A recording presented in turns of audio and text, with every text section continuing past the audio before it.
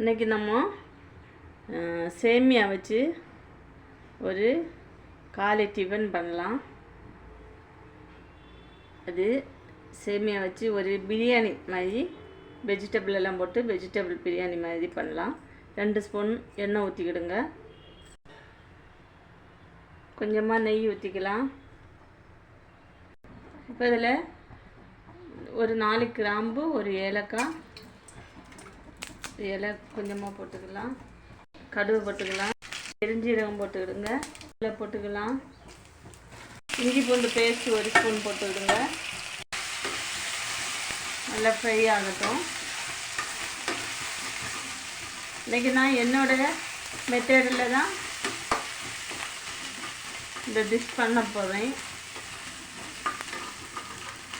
ஒரே ஒரு பச்சை மிளகாய் போட்டுக்கலாம். வெங்காயம், ஒரு பெரிய வெங்காயம் கட் பண்ணி போட்டு விடுங்க.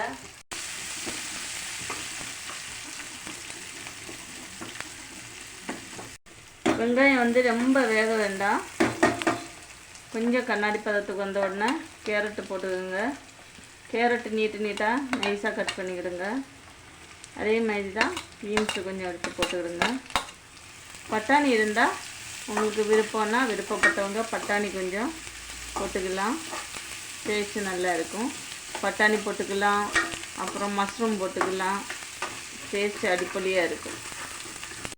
இப்போ இதில் ஒரே ஒரு தக்காளி எடுத்துக்கிடுங்க. தக்காளி அதிகம் போடக்கூடாது.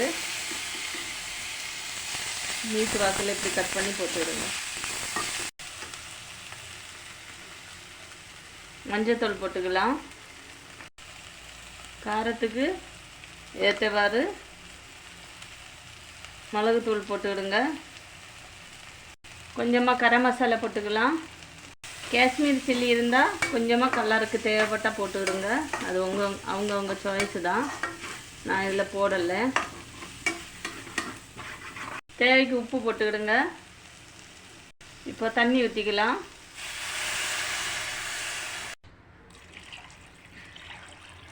எவ்வளோ எடுக்கிறீங்களோ அந்த அளவுக்கு ஏற்றவாறு தண்ணி எடுத்துக்கிடுங்க. இப்போது ஒரு இலை கூட போட்டுக்கலாம். சிலர் இதில் மல்லிப்பொடியெல்லாம் போடுவாங்க. நான் அது போடுறதில்ல. டேஸ்ட்டு நல்லா இருக்கும். ஹெல்த்தியும் கூட. சீக்கிரமாக குயிக்காக பண்ணி எடுக்கவும் செய்யலாம். பண்ணி ஒரு அவசரத்துக்கு பண்ணி சீக்கிரமாக சாப்பிட்றலாம். இதில் உப்பு எல்லாமே கரெக்டாக இருக்குது. கொதிக்கட்டும்.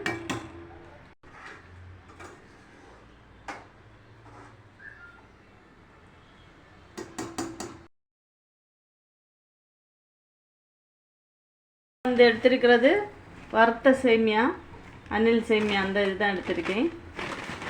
இப்போ நான் இதில் ஃபுல்லும் போட போகிறதில்ல. இதில் ஒரு 3/4 வாசி போட போகிறேன்.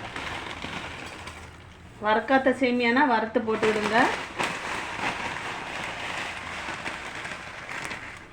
பாருங்கள், அந்த கவரில் 3/4 கவரு இருந்ததில் சேமியாவில் 3/4 வாசி போட்டிருக்கேன்.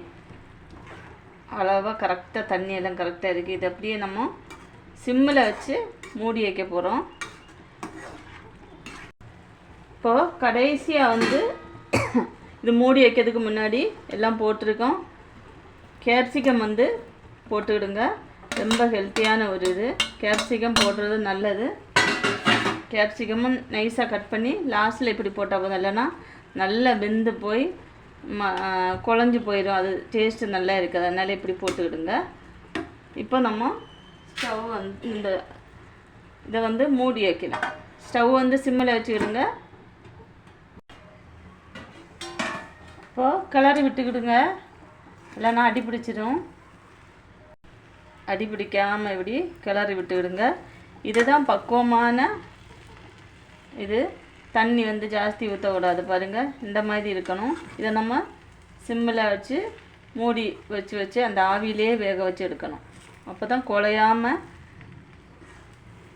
வரும். திரும்ப ஒரு 5 மினிட்டு மூடி போட்டுருங்க. இப்போ ஓப்பன் பண்ணி பார்க்கலாம். நல்லா அளவாக வெந்துச்சு பாருங்கள். சூப்பராக இருக்குது. அடி பிடிக்காமல்